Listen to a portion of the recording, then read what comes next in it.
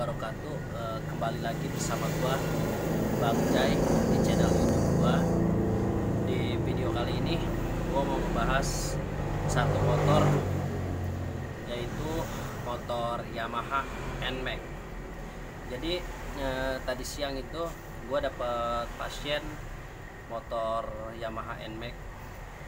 Dia datang dengan kondisi motornya yang bunyinya sangat kasar. Nah, setelah dicek, biasanya kita ngecek itu nggak langsung bongkar total. Biasanya yang pertama kita cek itu tonjokan ketengnya. Jadi biasanya yang kita cek itu tonjokan keteng. Nah, ini gue udah bawa contohnya. Oke, nih. Jadi ini yang pertama dicek. Cek, ini namanya tonjokan keteng untuk motor NMAX. Kondisinya sedikit sudah jelek. Jadi setelah dilihat, ternyata bukan tonjokan ketengnya yang parah, yang rusaknya. Ternyata di motor NMAX itu tadi itu yang parahnya itu blok seher sama sehernya. Jadi langsung dibongkar total. Mungkin di video pertama udah gua tayangin pas pembongkarannya dan pemasangannya. Jadi motor NMAX itu langsung diturunin total, diganti blok seher dengan blok seher yang baru. Nah, ini gua udah liatin sehernya yang lama.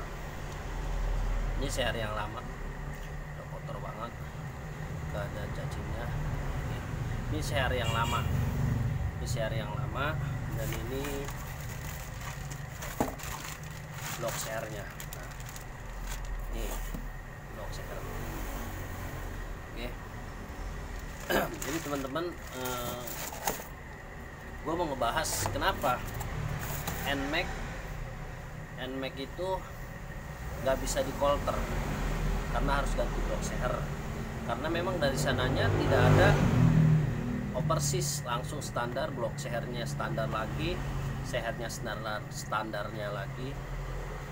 Yamaha NMAX, MX, Vixen, MX King, Mio J, Ekrek, dan motor-motor yang lainnya yang sudah injeksi, dan mereka itu kalau udah fatal kehabisan oli, biasanya sih sering kehabisan oli. Nah, kalau yang ini NMAX ini kasusnya itu kena banjir.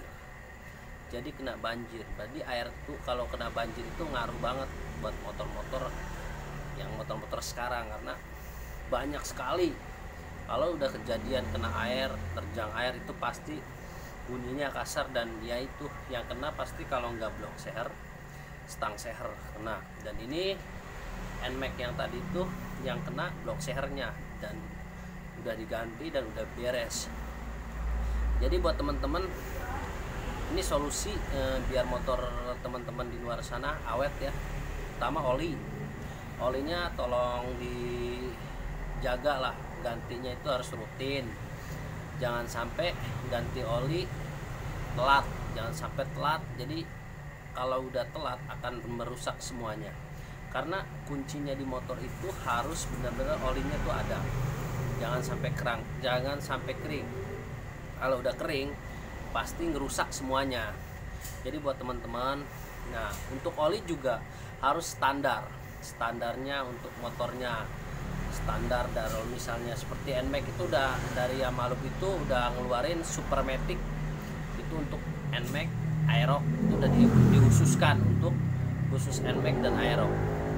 Nah, kalaupun tidak ada, kalau di bengkel tidak menemuin oli Supermatic, kalian bisa diganti dengan Pedral Matic yang 1 liter, karena Pedral udah ngeluarin.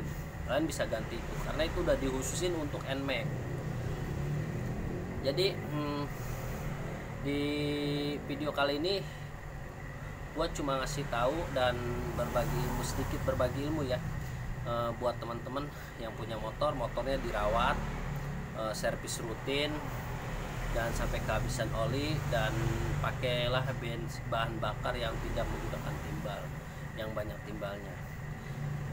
Karena di sini, di bengkel ini, di bengkel Rizky Motor ini, gua sering banget nemuin pasien yang banyak banget sering kehabisan oli. Ada yang olinya sama sekali nggak ada, cuma setetes 2 tetes, ada yang cuma ya bener-bener sedikit. Nah, kalau udah kehabisan oli, itu olinya tinggal sedikit di motor itu berasa cepet panas, dilarinya juga nggak enak, baunya juga nggak enak lah kalau udah olinya gosong banget, udah habis. Jadi buat teman-teman, jangan disepelein hal yang kecil. Dari hal yang kecil itu bisa menjadi hal yang lebih besar. Kalau sampai ganti olinya telat, itu kalau udah ngerusak semuanya, udah fatal, udah pasti yang akan keluar uang itu akan banyak. Tadinya olinya istilahnya cuma 45 atau 65 atau 35 ribu, kalau misalnya sampai habis olinya, wah itu bisa kayak tadi aja NMAX itu habis totalnya itu 1 juta, semuanya sih 1.500.000 untuk spare part yang lainnya. Jadi motor Yamaha NMAX, Aerox, Mio MT dan lainnya itu mereka sangat-sangat rinci, sangat-sangat rinci kalau udah kena air, kalau banjir itu pasti. Karena kalau udah kena air ada yang tertolong dan ada yang tidak tertolong kalau udah kena banjir.